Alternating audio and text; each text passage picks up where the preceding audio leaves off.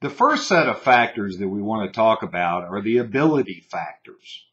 And the first factor in that set is content validity. Content validity is the degree to which the content of the training or learning matches the trainee's needs on the job. Now, I will tell you that of all the data we've collected around the world, most of the time the scores on this factor are pretty mediocre. That is, they're in what we call a yellow range, in the 3 to 4 range. It's very rare that we see content validity scores that are high.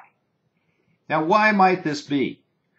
Well, I think one reason that we see is the lack of needs assessment.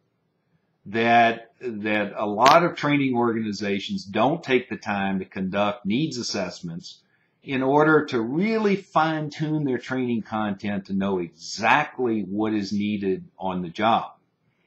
Another reason that we see a lot of times is what I would call one-size-fits-all training.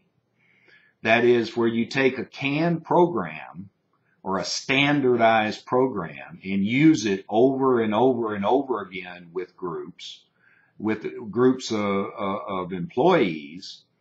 And almost by definition, some of the content won't be quite what they need on the job.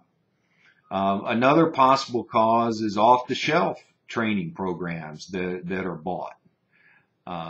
So there are a lot of reasons that make the training not quite fit what's needed on the job. And the important thing to realize here is that if you're teaching things that trainees don't really need, it's costing real money, because you have people sitting in the classroom or in the learning event wasting time because they don't really need what you're teaching. So, of course, the fix for this is to use needs assessment to fine-tune your course offerings. And you can jack up that score on content validity very easily. And in some cases, it doesn't even mean you have to change your training content if you're using it across a wide variety of groups of employees. But what you may do is change what you emphasize and change how much time you spend on certain topics.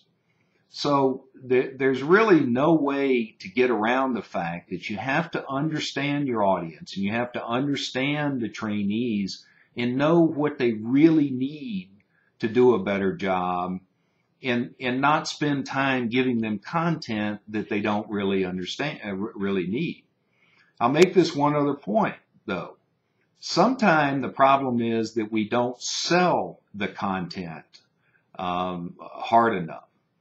That is, we have good content that we know could really help them. But if we don't take the time to make it really clear how they could utilize it and to do their jobs better, then the trainee may perceive it as not being very valuable. And of course, if they don't perceive it as being valuable, they won't use it.